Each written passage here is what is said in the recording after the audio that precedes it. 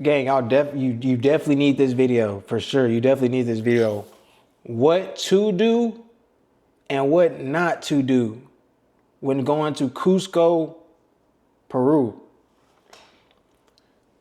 If you're out of shape, if you're not working out in America, get your ass on a Stairmaster for at least 30 days. At least 30 days. Get your ass on a Stairmaster, and you damn near need an elevation mask. You damn near need yes, it's that serious. It's that serious. You need to be doing intense. You need to be doing some intense workouts. It's that serious. You need to be doing real workouts. If you're planning to go to Machu Picchu and go to Rainbow Mountain and ride dirt bikes and Marais or something, ride four wheels, ATVs, and you need to be working out, conditioning. Conditioning. I can't stress that enough. You need to be doing that at least 30 days, for at least 30 days, before your trip. I can't stress this enough. All right, I'm lying. You need to be doing something I'm lying. If you're out of shape, if you hiking, it's not your first one. You probably know what you're talking about. And this was my first ever doing something like that. So going to Cusco, Peru, as soon as you land in the airport, you're good. As soon as you land in the airport, you're good. You go downstairs and the doors are open and you're trying to get your bags and stuff. I would say you're still good. And when you go outside and you're waiting for your little Uber to come, you still good. I ain't really thinking nothing of it. Man, when I got my suitcases out that Uber though, and I'm walking in a little hotel, you strolling and you like, whenever you walking and you breathing with your nose, you kind of like, you gotta like, I don't know. Hold on. Whenever you walking with the stroller and stuff, you take a couple of steps and you like losing your breath. You gotta like double breathe. I don't know how to describe it. It's crazy. It's like you missed your breath and you gotta breathe twice. It's crazy being up there. You're walking and you can feel it. You can feel it in your chest when you miss a breath. You like, let me take a break. And Cusco is 12,000 feet in the air, I believe. So you definitely have to take the altitude into account. And I was one of those guys where I'm like, oh, I'm fit, I'm in shape, I'm gonna be good, bro. Like, how y'all getting altitude sickness? I was sadly mistaken. When I landed in Cusco, it definitely turned me into a little, for sure. But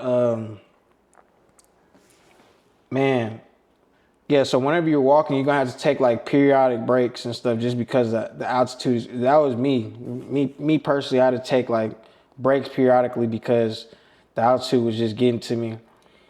And I was reading that people recommend that you take a 24 to 48 hours, you stay in Cusco for at least 24 to 48 hours before you go to Machu Picchu, because it's higher.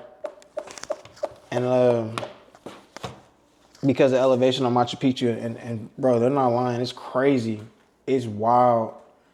Because I had went to Rainbow Mountain and I was like 2 hours away, but the starting elevation for Rainbow Mountain was 15,000 feet in the air.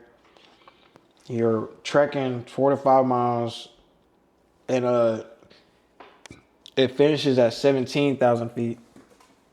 And it almost took me out. Like real talk, I was almost unalive from hiking.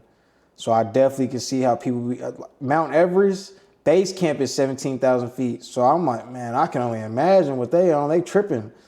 But yeah, so we going up that, and you going from 15,000 feet to 17,000 feet in there. So just imagine the incline on that. I'm talking about like everything is at least like, what is that, 45 degrees? It's at least a 45 degree angle, I guess. And it's steep as hell. And you walking slow as hell. You walking super slow, and you still got to take breaks. They got benches along the way and stuff, but you still got to like put your head down and put your hands on your knees and take a break because the elevation is just real deal, just taking everything out of you.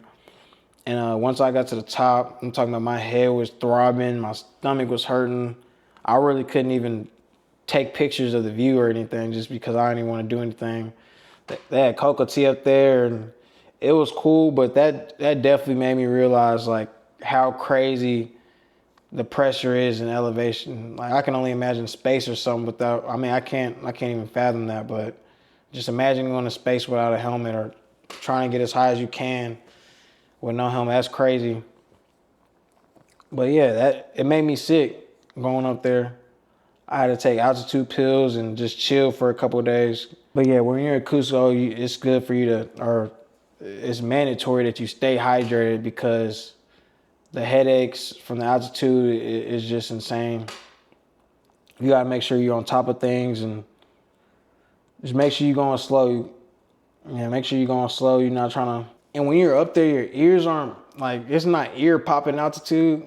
Like you're acclimated for sure, but it's just like I don't know how it works honestly. If it's a scientist in there, if it's a scientist watching this or something, or somebody that knows science, biology, or something, they'll be able to describe how it works. But I really can't explain how just going up makes your body feel like that. It's like we're computer systems getting too far from the Wi-Fi or something. It's crazy. It's crazy how it made me feel, honestly. But yeah, make sure you take account of the elevation when you're going to Cusco, Peru, because it will humble you.